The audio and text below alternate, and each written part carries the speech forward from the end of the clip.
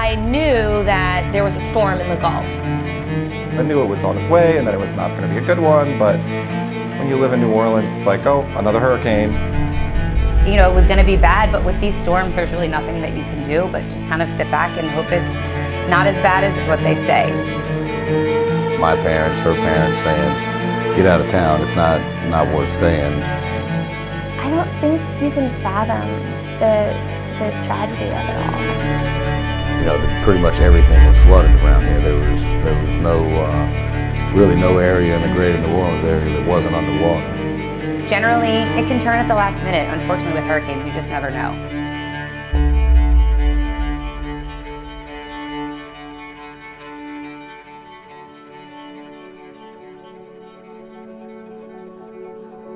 I was still in school at the University of Southern Mississippi in Hattiesburg. Katie had just graduated in May from UNC in Chapel Hill, and she had gotten a job with a big shipping company called Maersk. It's one of the largest shipping companies in the world. She told me that she had gotten accepted into a management program with them and that they were sending her overseas to Denmark to go train. It was a worldwide program for Maersk. She's always been a very adventurous person. Prestigious, I'm not sure, but it was just, you know, it was an opportunity to explore an international career with a very large company. You could just get that feeling from her that she couldn't wait to graduate and go.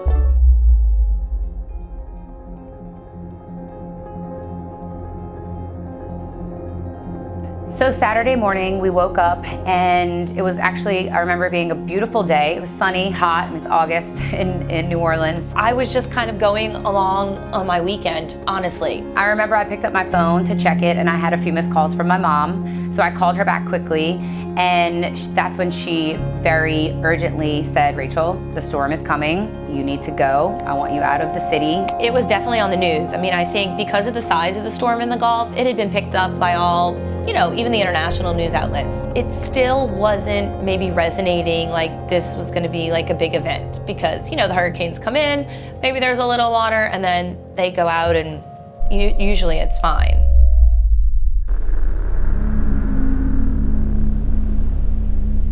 It really wasn't until Sunday afternoon for me, when it was Sunday morning in New Orleans, when they called the mandatory evacuation. I think it was a Category 4 at that point. I remember going to bed Sunday night, just being like, okay, well, I hope everything's fine. And then that was it.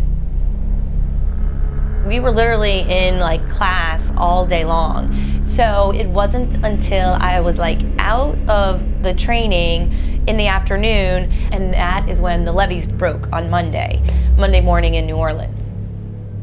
We got back from dinner later on in the evening, probably like 9 or 10 o'clock. I mean, at this point, it's, you know, a global story.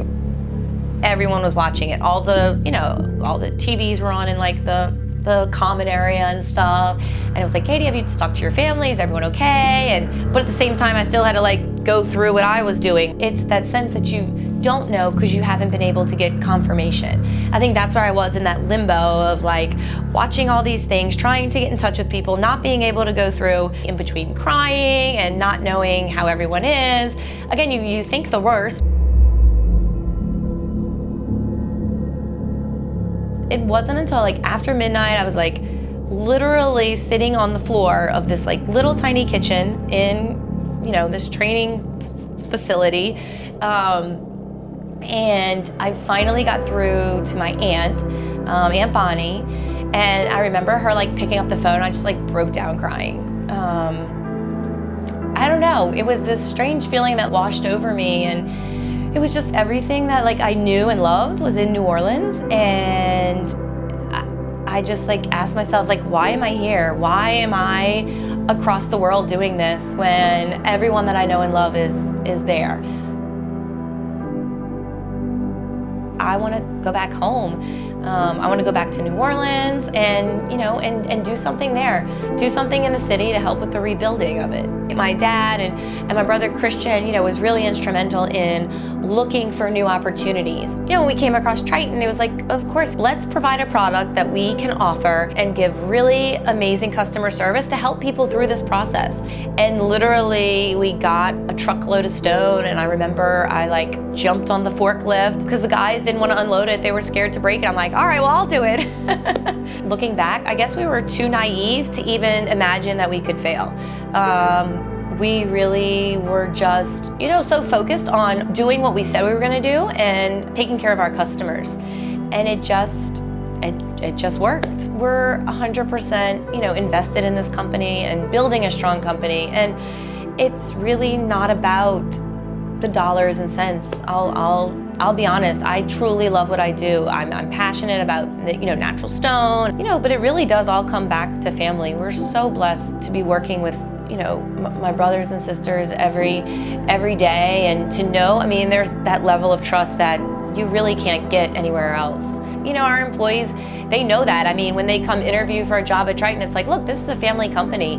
To some people that's great, to others maybe not, but it is what it is, and we are here for our employees and for their families, and that's what we want to continue.